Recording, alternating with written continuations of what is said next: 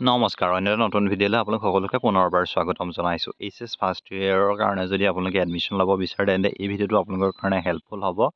আপোনালোকৰ ৰিলেটিভছ হওক বা কোনোবা ল'ৰা ছোৱালী বা কোনোবাই যদি HSLC এই বছৰ পাছ কৰিছে তেন্তে এই ভিডিঅ'টো তেওঁলোকৰ লগত শ্বেয়াৰ কৰিব।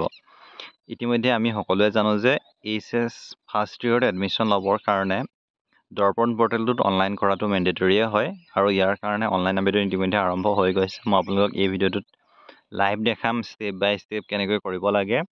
চ' এইটো চাই ল'ব আৰু ইয়াৰ কাৰণে আপোনালোকে ডেছক্ৰিপশ্যনত এটা লিংক আছে, তাত গৈ আপোনালোকে লিংকটোত ক্লিক কৰিব, নতুবা আপোনালোকে গুগলত দৰ্পণ পৰ্টেল AHSEC বুলি চাৰ্চ কৰিলে ওলাব, যিটো আছাম ষ্টেট এডুকেশ্যন বৰ্ডৰ আণ্ডাৰত আহে।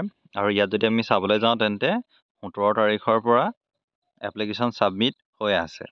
চ' আপোনালোকে ইয়াত চাব পাৰে for student application submission from 17/4 to 24/4 আৰু ইনষ্টিটিউশ্যন আপডেট প্ৰফাইল সেইখিনি কৰিব লাগে। ইয়াতে আপোনালোকে যদি এনেকৈ আহে ষ্টুডেণ্ট কৰ্ণাৰ আছে আৰু ইয়াত আপোনালোকে সকলোবিলাক ইম্পৰ্টেণ্ট ডেট দি থোৱা আছে। কেতিয়া ইয়াৰ কাৰণে মেৰিট লিষ্ট পাব্লিছ কৰিব, কেতিয়া কি কৰিব, মেৰিট লিষ্ট 25 পৰা 26 তাৰিখৰ ভিতৰত পাব্লিছ কৰিব, 27 তাৰিখে 10টা বজাত পাব্লিছ কৰিব, সকলোবিলাক দি থোৱা আছে। ইয়াত যদি আপোনালোকে তললৈ আহিলে আপোনালোকে ইয়াত দেখিব ইয়াত এটা লিংক আছে। আৰু যদি আপোনালোকে কিবা কৰোঁতে প্ৰব্লেম পায়, অনলাইন আবেদন কৰোঁতে প্ৰব্লেম পায়, তেন্তে আপোনালোকে এটা হেল্পফুল নাম্বাৰ এটাও আছে, 10:30 পৰা 5টা বজাৰ ভিতৰত আছে এটা টেক ছাপৰ্টৰ কাৰণে। এই নাম্বাৰটো আপুনি লৈ ল'ব পাৰে 7578008737। ইয়াত যদি আপুনি ইউজফুল লিংকত আহে, তাত আপোনালোকে এই যিটো এপ্লাইটো আছে তাত ক্লিক কৰিব লাগিব। কিন্তু ইয়াত আপোনালোকে কোৱাৰী ৰিলেটেড কিবা থাকিলেও আপোনালোকে মেইল কৰিব পাৰে। ইয়াতে যদি এপ্লাই লিংকটোত ক্লিক কৰে এপ্লাইটোত, তেতিয়া আপোনালোকৰ আগত এনেকৈ ওলাব institution code, password, log in. So' ইয়াত বস্তুটো এনেকৈ ওলাব, আপোনালোকে চাই ল'ব পাৰে। কিন্তু ইয়াৰ ক্ষেত্ৰত আপোনালোকে কি কৰিব লাগিব, এই যিটো ওপৰত যিটো আছে ষ্টুডেণ্ট কৰ্ণাৰটোত ক্লিক কৰিব লাগিব।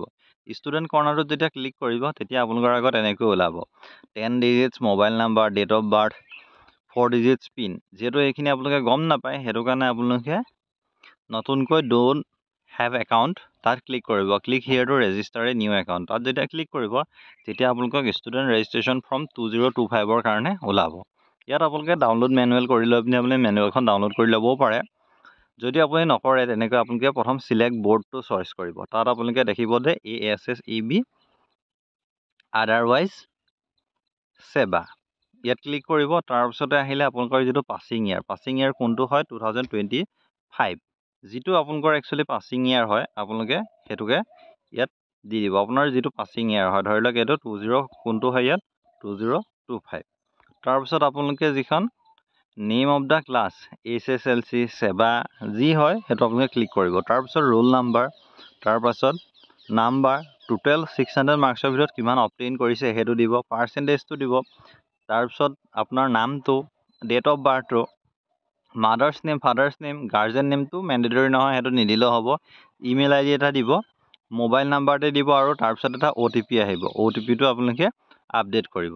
OTPটো আপডেট কৰাৰ পাছতে আপোনালোকৰ আগত ওলাই যাব বেলেগ এটা পৰ্টেল।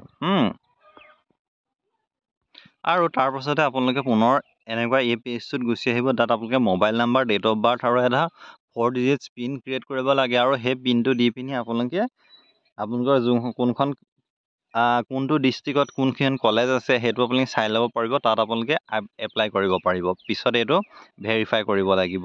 চ' এইটোৱে আছিলে ভিডিঅ'টো যদি ভাল পালে লাইক কৰিব, শ্বেয়াৰ কৰিব। ধন্যবাদ।